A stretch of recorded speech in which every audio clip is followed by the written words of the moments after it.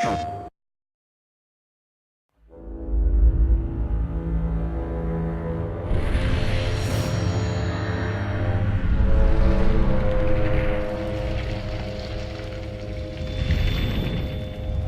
at war all the time, still today. After thousands of years, we still go to war. We still are, people that like to fight, to conquer, and that's the way we live.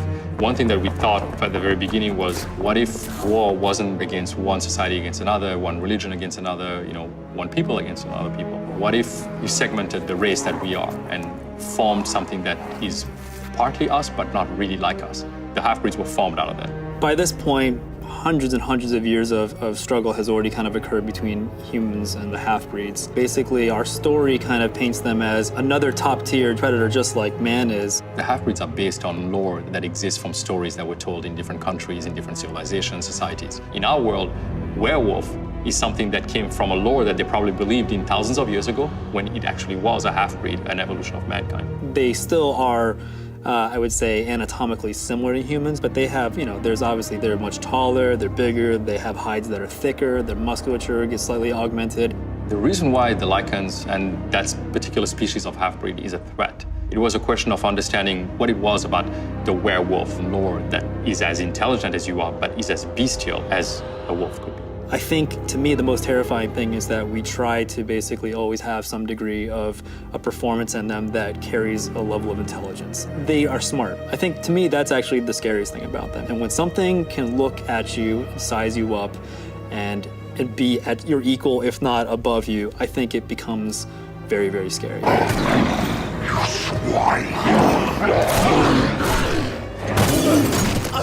We really tried to capture the right balance of both human lupine anatomy and that level of imperfection that makes it not feel like this kind of action-y comic book creature, and much more like this is a creature that could have existed that we just haven't seen yet. The anatomy has to be right. If it doesn't look like it's built for the purpose that it needs to serve, it's gonna look kind of artificial. You don't want something to look like a man in a suit.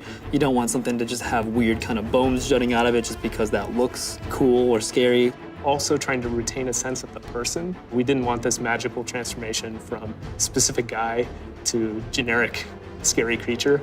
We wanted a sense of who that person was, still kind of transferred into the lichen anatomy. We knew that one of the pillars of the game was that we not just have lichens, but we have the ability to transform a human into a lichen or vice versa. We wanted no cheats. We wanted continuous, no-cut shots of this happening.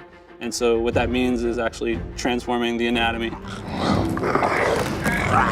The blood from the heart through the veins and arteries. You kind of see this chest expansion as if maybe the lungs, the rib cage, and then all the rest of it as it's being carried through the blood kind of moves outwards to the extremities. The hips, the pelvis. The big toes of the humans actually morphs and migrates back to the dew claw. Everything is very, very different from how the thing is structured. Finding 3D topology that allowed us to achieve that was quite a process. And then the hair growth was another challenge. As they're transforming, a mostly bald human is now transforming into a very hairy dog, cat-like creature. On top of that, the skeletons of both characters are actually animating and transforming along with this blend shape.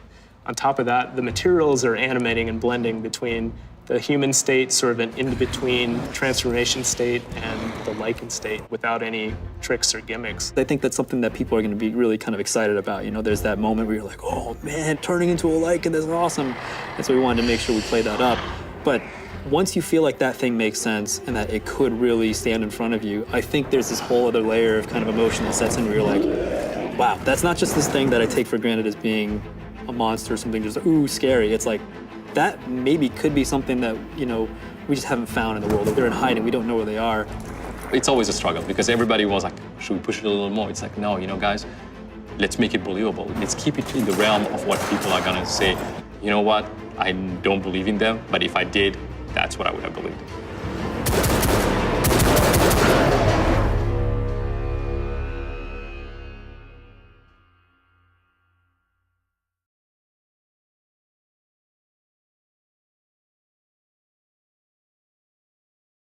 PlayStation